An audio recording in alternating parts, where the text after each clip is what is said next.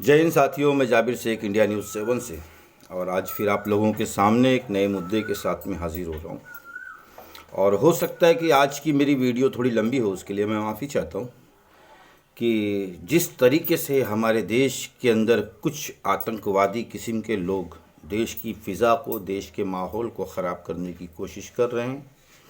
इससे पहले बाबरी मस्जिद और राम जन्मभूमि के नाम पे ख़राब किया गया। उसके बाद थोड़ा वो मसला नहीं थमा तो फिर सीएए, एनआरसी, एनपीआर के मुद्दों को लेके ख़राब करने की कोशिश की गई। वो नहीं थमा, दिल्ली के अंदर दंगे हुए हिंदू मुसलमान के। उसके बाद कोरोना आया तो उसके अंदर एक बीमारी को भी एक धार्मिक रंग दे के माहौल को ख़राब करने की कोशिश की गई।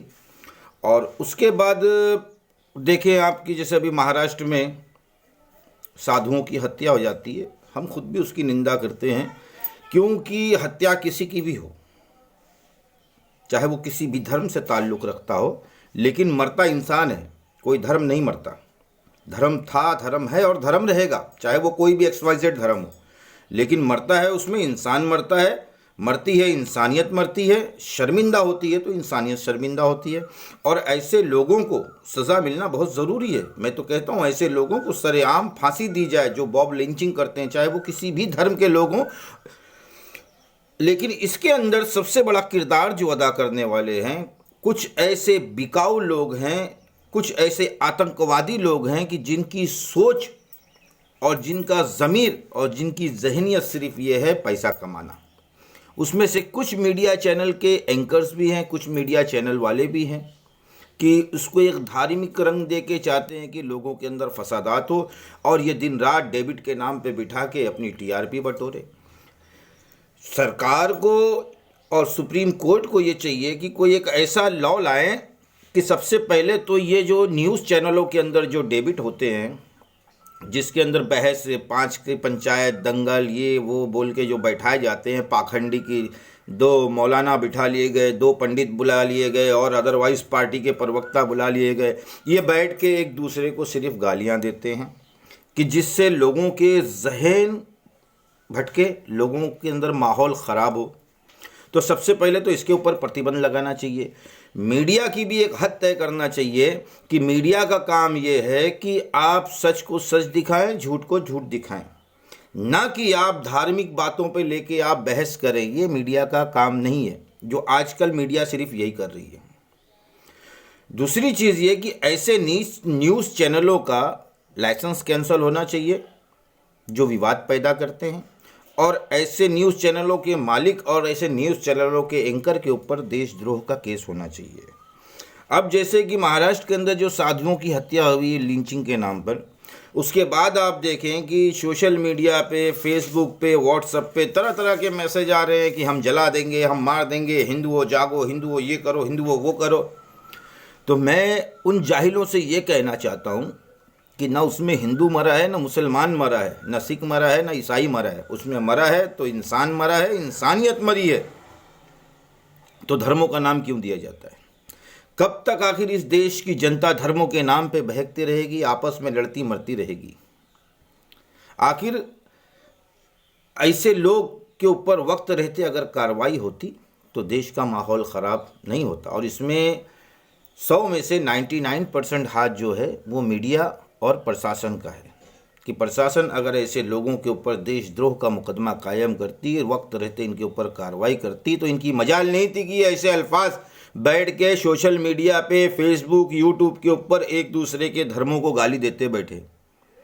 इसकी इजाज़त ना ही कोई धर्म देता है, ना ही कोई कानून देता है, लेकिन फिर भी ये सरेआम धज्जियाँ उड़ाई जाती है मज़हब के नाम पे, कानून के नाम पे। तो इसमें हमारी और आपकी गलती है। आप ये देख लें कि आज हमारी जनसंख्या 135 करोड़ है और तकरीबन कोरोना के नाम पे जो फंडिंग हुई है वो 635 करोड़ रुपया है। यानी हमारी जनसंख्या से 4 से 5 गुना ज़्यादा कोरोना के नाम पे तो फंडिंग हो गई, लेकिन क्या लोगों को वो सुविधाएं मुहैया हुई जिसके वो हकदार थे? आज भी लोग फंसे हुए हैं। होना तो ये चाहिए कि आपने लॉकडाउन किया, हम उसका समर्थन करते हैं, हम क्या पूरा देश ने उसका समर्थन किया, लेकिन ये होना ये चाहिए था कि सरकार को कि जहाँ जहाँ लोग फंसे हैं वहाँ पर रिलीफ कैंप बनाया जाता, जो मुसाफिर फंसे हुए हैं उनके खाने पीने, रहने, सोने, दवे का हर चीज़ का इलाज, हर चीज़ की फैसिलिटी सरकार कराती। उसके बाद सरकार का दूसरा ये काम बनता था कि महानगरों के अंदर जितने एमपी एमएलए हैं या गांव के अंदर जितने प्रधान हैं उनसे बाकायदा इस चीज़ की लिस्ट मांगी जाती, उन गांव के अंदर राहत की चीज़ें पहुंचाई जाती, पैकेज पहुंचाया जाता, लेकिन वो नहीं हुआ। तो आखिर 635 करोड़ रुपया जो जमा हुआ कोरोना के नाम पे और अभी भी जमा होते ही जा रहा है, तो वो पैसा कहाँ गया?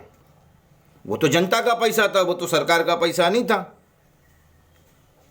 उसमें सारे धर्मों के लोगों ने दिया। अब जैसे एक सोशल मीडिया पे चल रहा है कि कोई कहता है हिंदुओं से नहीं खरीदेंगे, कोई कहता है मुसलमानों से नहीं खरीदेंगे।